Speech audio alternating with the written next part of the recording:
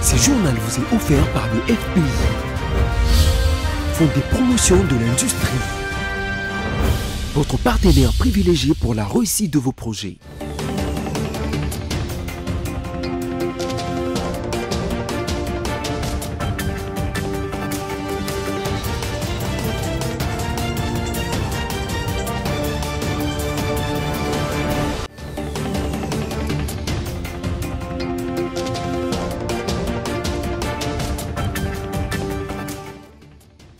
Un nouveau journal sur votre chaîne BSC Télévision. Mesdames, Messieurs, bonsoir. Tout de suite, les sons. Si Donald Trump met fin à cette guerre, je serai le premier à voter pour son prix Nobel. Ce sont les propos de Félix Tshisekedi qui salue l'implication personnelle du président américain dans la médiation du futur accord de paix entre la RDC et les Rwanda qui sera certainement signé demain selon le chef de l'État. La jeunesse du Sud Kivu demande sa participation aux consultations initiées par l'ancien président Joseph Kabila Kabange. Dans un document, elle met en garde toute personne ou organisation qui tenterait de s'approprier cette identité à des fins de légitimation personnelle ou politique.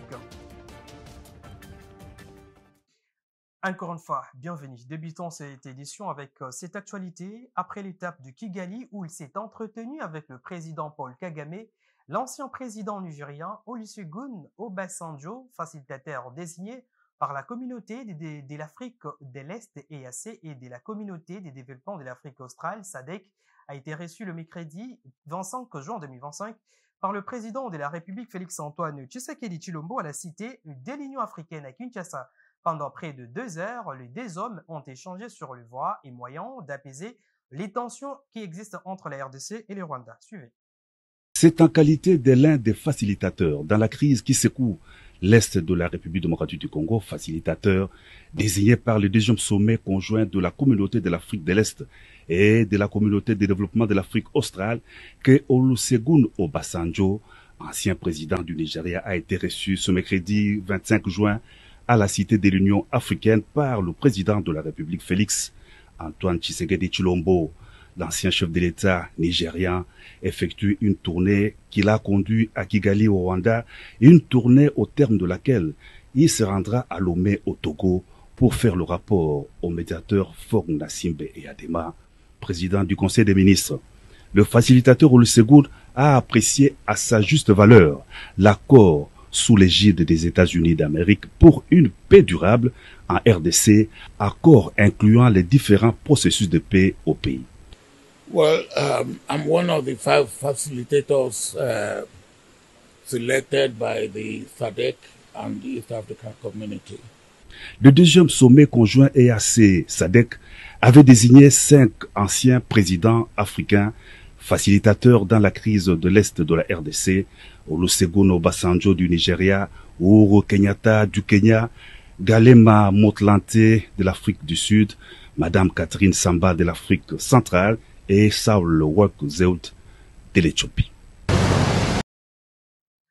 Les traités de paix entre la République démocratique du Congo et les Rwanda, annoncés par Donald Trump, président américain, sera signé ce vendredi 27 juin 2025 à Washington en présence de délégations de 2 pays.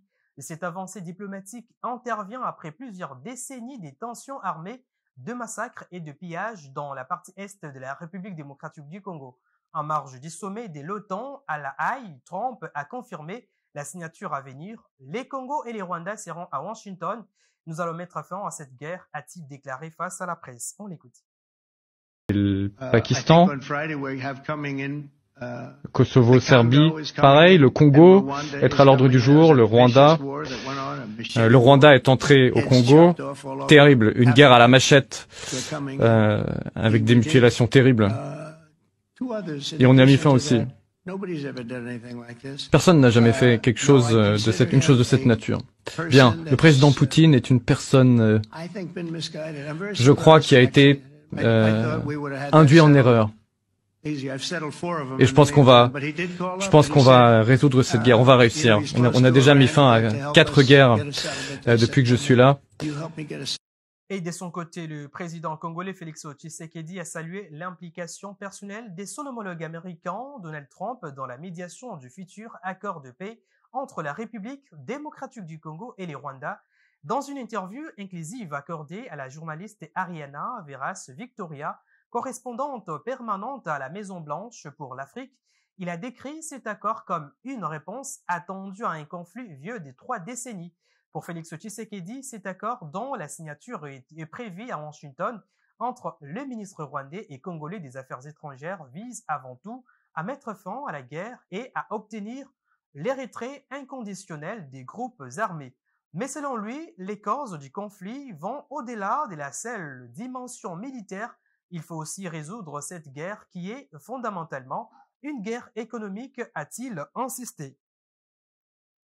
Dans une déclaration politique, le mouvement de jeunes congolais pour l'éveil de la conscience s'est dit pas d'accord avec la médiation américaine et l'observation du Qatar. Il note que la multiplication des processus parfois dupliqués fragilise les efforts entrepris pour la paix et suscite la méfiance de la population congolaise, lassée par l'absence des résultats escomptés. Suivez.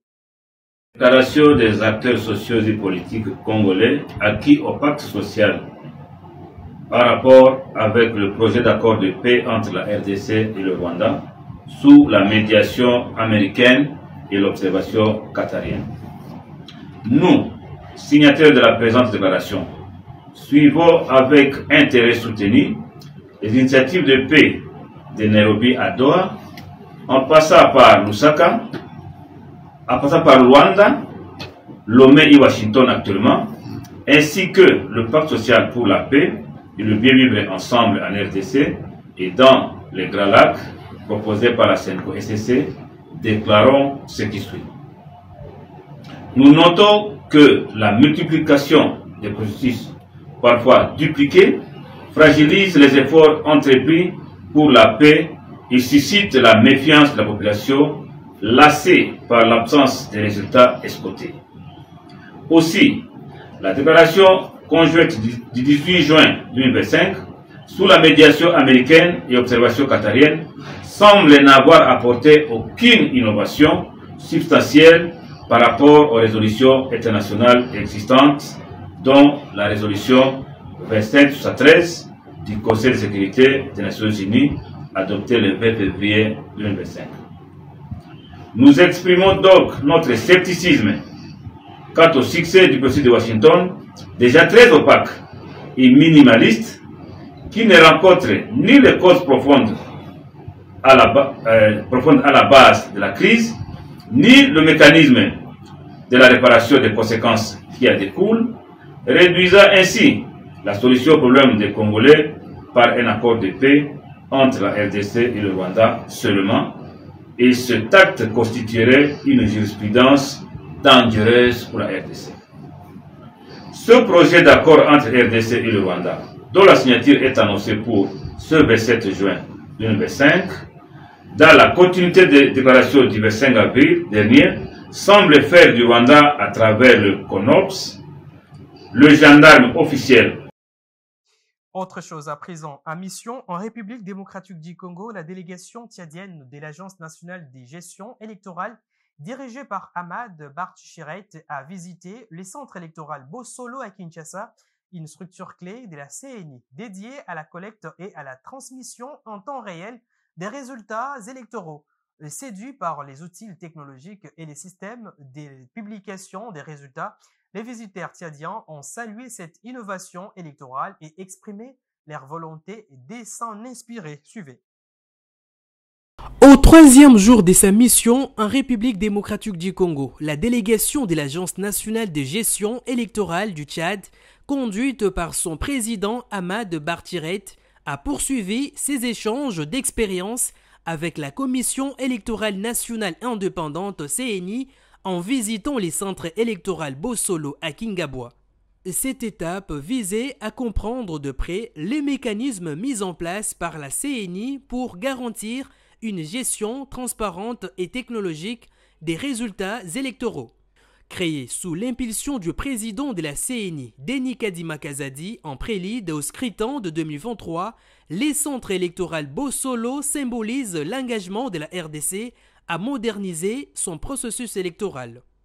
Sa mission principale est d'assurer la collecte, la centralisation et la diffusion en temps réel des résultats électoraux, dans un souci de transparence et de crédibilité. Le centre est conçu pour incarner la vérité des urnes et réduire significativement les tensions liées aux résultats. Accueilli par Marie-Josée Kapinga Bondo, secrétaire exécutif national adjoint, et Hilaire Kambale, directeur de la logistique, la délégation tchadienne a bénéficié d'une visite guidée complète des installations. Ils ont notamment visité les entrepôts centraux de 4000 m², les centres des données de 1000 m², ainsi que les installations de sécurité, y compris un système anti-incendie alimenté par un forage de 75 mètres. Notons qu'une attention particulière a été portée à la démonstration des dispositifs technologiques de transmission des résultats.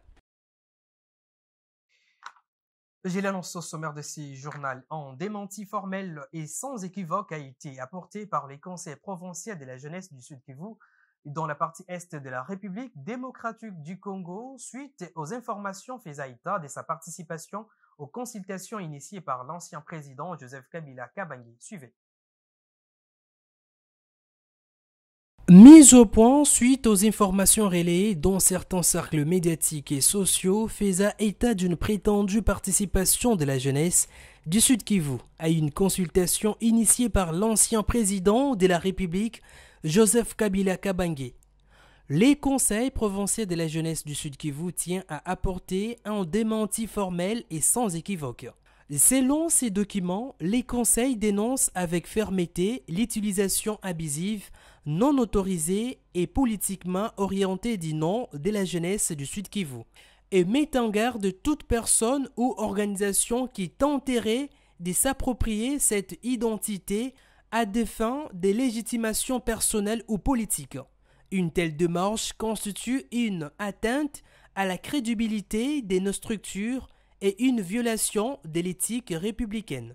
À ce jour, signale les documents le président du conseil provincial de la jeunesse du Sud-Kivu, Pascal Tambouka, accompagné d'une délégation, est en mission officielle à Kinshasa où il porte dans un esprit des responsabilités et des loyautés institutionnelles les plaidoyers de gêne de la province auprès des autorités nationales et de partenaires techniques et financiers.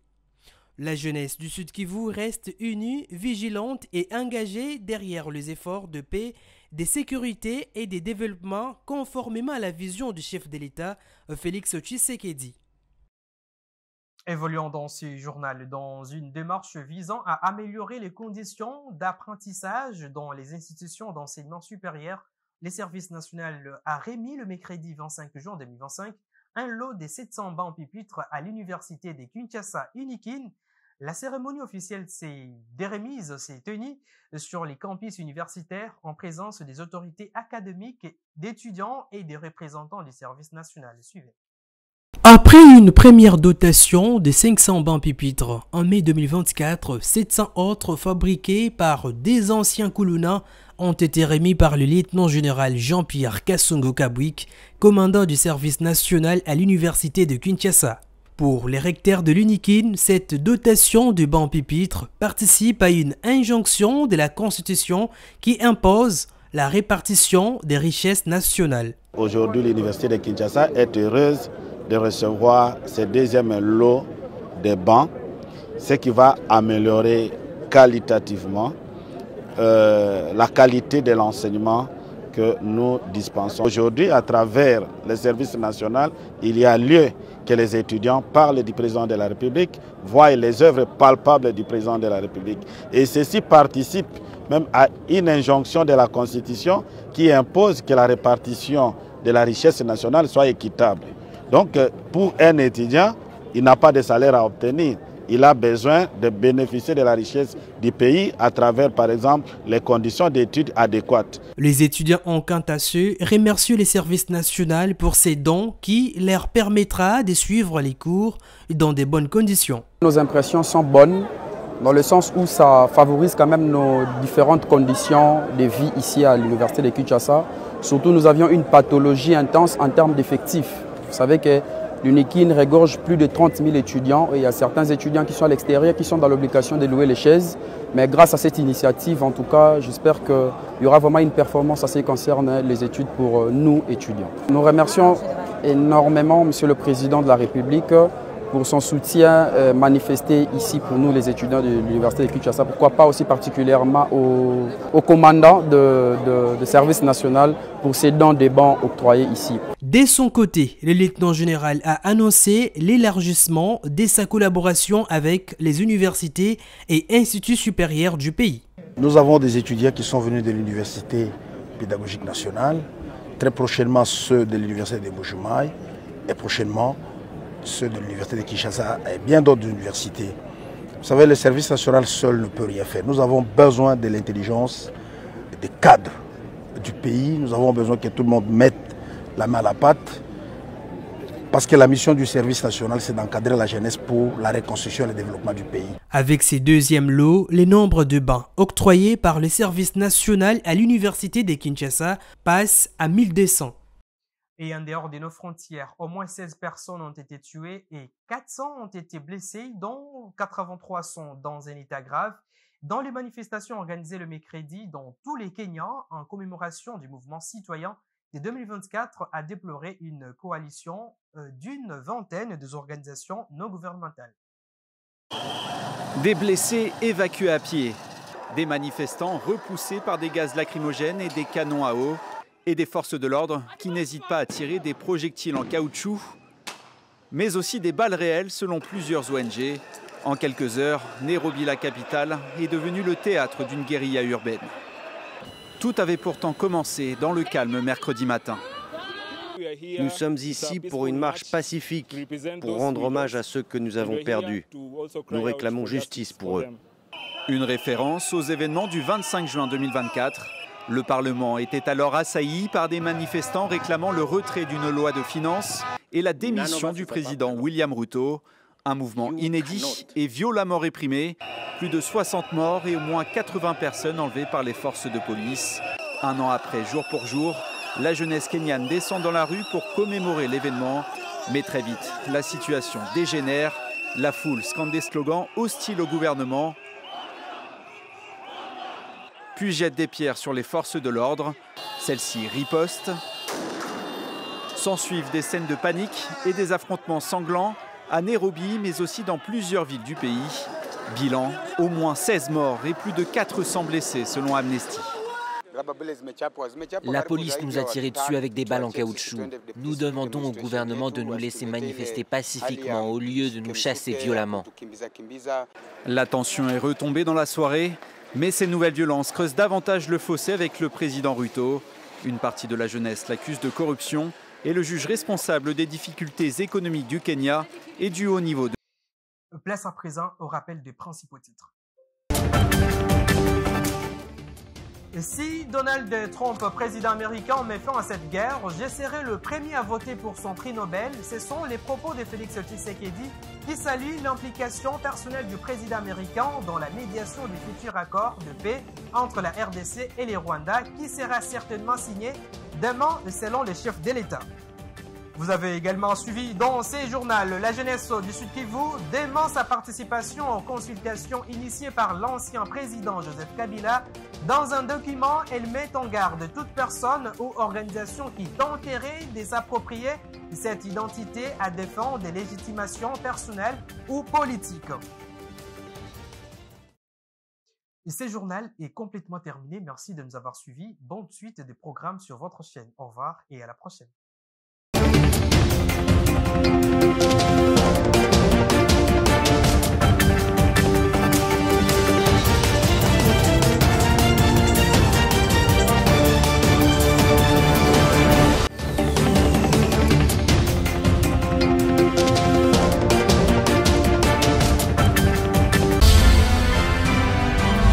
Ce journal vous a été offert par le FPI, Fonds des promotions de l'industrie. Votre partenaire privilégié pour la réussite de vos projets. Needing a friend And the way I feel now, I guess I'll be with you till the end. Guess I'm on my way. Mighty glad you stayed.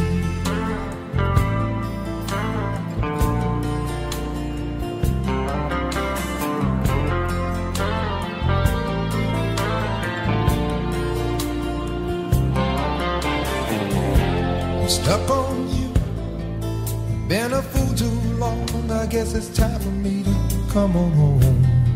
Guess I'm on my way. So hard to see that a woman like you could wait around for a man like me. Guess I'm on my way. Mighty glad you stayed.